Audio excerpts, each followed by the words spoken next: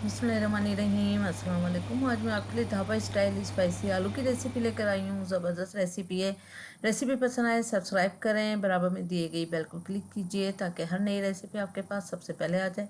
अब आते हैं हम रेसिपी की तरफ। तो यहाँ पर 300 ग्राम मैंने आलू लिए, इनको छील के क्यूब्स में काट लिया है और पानी बिल्कुल ना हो, ड्राई होनी चाहिए। हल्दी पाउडर हाफ़ टी स्पून डाला, लाल मिर्च का पाउडर 1 टीस्पून डाला और फिर नमक डालकर हाफ़ टी स्पून। फिर इसको अच्छी तरह से हम मिक्स कर देंगे, बहुत अच्छी तरह हर एक आलू में कोट हो जाए। उसके बाद हमने एक पैन में 2 टेबल स्पून ऑयल डाला। ऑयल गर्म हो जाए फिर इसमें हमने आलूओं को फ्राई करना है। तकरीबन 10 मिनट तक मीडियम आंच पे हमने आलूओं की भुनाई करनी है।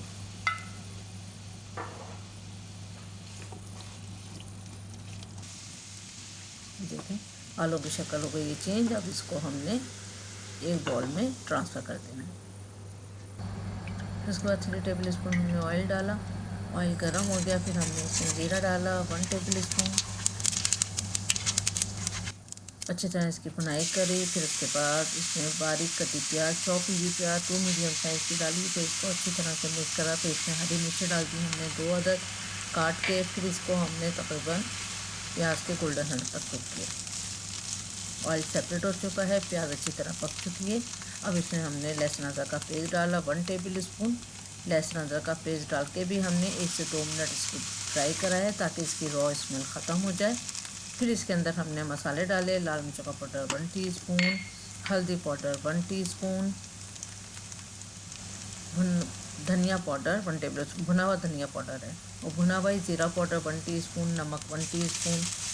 अच्छी तरह से इसकी भुनाई करी हमने 50-60 सेकेंड। फिर इसके हमने 3 मीडियम साइज़ के टमाटर डाल दिए। टमाटर को मैंने डीप फ्रीज कर दिया था ताकि अच्छी तरह से छिलका उतर जाएगा। फिर हमने इसमें 200 ग्राम दही डाला।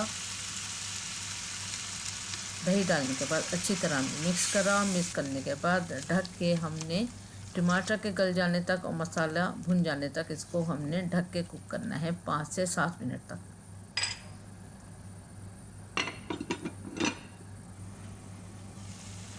देखिए टमाटर जो है गल चुके हैं और जो दही है वो भी कुक हो चुका है। अच्छी तरह ये हमने 5 मिनट तक भुनाई करी और भुनाई करने के बाद इसमें थोड़ा सा पानी डाला। पानी डालने के बाद फिर भुनाई करी, फिर थोड़ा पानी डाला, फिर भुनाई करी। अब इसको ढक के ऑयल सेपरेट होने तक कुक करते हैं। देखें ऑयल हो गया सेपरेट। तो ये अच्छी तरह से मसाला जो है इसका भुन चुका है। अब इसके अंदर हमने आलू डाल देंगे।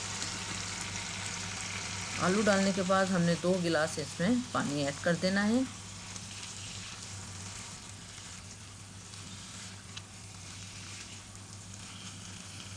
और 2 गिलास पानी ऐड कर दें। थोड़ा गर्म पानी है, ये ठंडा पानी नहीं जाएगा। गर्म पानी डालें, मसाला बहुत अच्छे से खुशबू देता है।